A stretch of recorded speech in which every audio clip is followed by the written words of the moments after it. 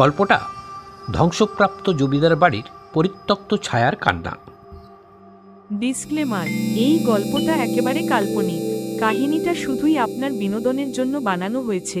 বাস্তবে এর সঙ্গে কারো মিল থাকলে সেটা নিছক কাকতালীয়। আমাদের উদ্দেশ্য কাউকে ভয় দেখানো বা কোনো কুসংস্কার ছড়ানো নয়। দয়া করে গল্পটিকে কেবল গল্প হিসেবেই নিন। দর্শকের নিজের বিবেচনা প্রযোজ্য। বর্ধমান জেলার কাছে একটা গ্রাম্য রাস্তার শেষে দাঁড়িয়ে আছে কমলপুর জমিদার বাড়ি। একটা বিশাল ধ্বংসপ্রাপ্ত প্রাসাদ, যার দেয়ালে ফাটল, ছাদ ভেঙে পড়েছে আর জঙ্গলে ঘেরা। 1900 শতাব্দীতে নির্মিত এই বাড়িতে এককালে জমিদারের রাজত্ব ছিল। সোনার থালা, দাসদাসী আর অত্যাচারের গল্প। আজ এটা পরিত্যক্ত, কিন্তু স্থানীয়রা বলে রাত নামলে বাড়ির ভেতর থেকে কান্না ভেসে আসে। একটা মহিলার কান্না, যেন তার সন্তান হারিয়েছে। এটা জমিদারের অত্যাচারিত এক দাসীর আত্মা। নমস্কার বন্ধুরা, পাঠশালা প্যালেস গল্পের আসরে সবাইকে স্বাগত। চলো শুনি সেই গল্প, কমলপুর জমিদার বাড়ির পরিত্যক্ত ছায়ার কান্না। 1870-এর দশক। জমিদার রামচন্দ্র রায় ছিলেন নিষ্ঠুর।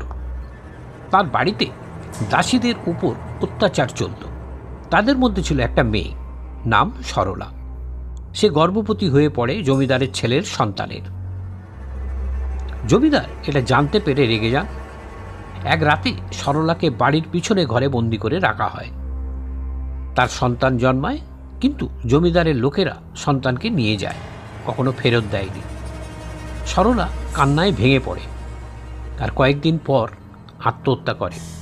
তার দেহ বাড়ির পিছনে কবর দেওয়া হয় গোপনে। সেই থেকে বাড়ি পরিত্যক্ত হয়ে যায়। জমিদার পরিবারও ধ্বংস হয়ে যায়, কেউ বলে অভিশাপে। রাতে যারা কাছে যায় তারা শোনে কান্না। আমার ছেলে কোথায়? কোথায় আমার ছেলে? কখনো দেখা যায় একটা ছায়া, সাদা শাড়ি, চুল খোলা, হাতে একটা ছোট্ট কাপড়ের পুঁটলি, যেন সন্তানকে খুঁজছে। কয়েক বছর আগে একটা গ্রুপ অ্যাডভেঞ্চারার রাতে ওই বাড়িতে যায়। তারা ভেতরে ঢুকে টর্চ চালায়। হঠাৎ একটা ঘরে কান্না শুরু হয়। একজনের ক্যামেরায় রেকর্ড হয়।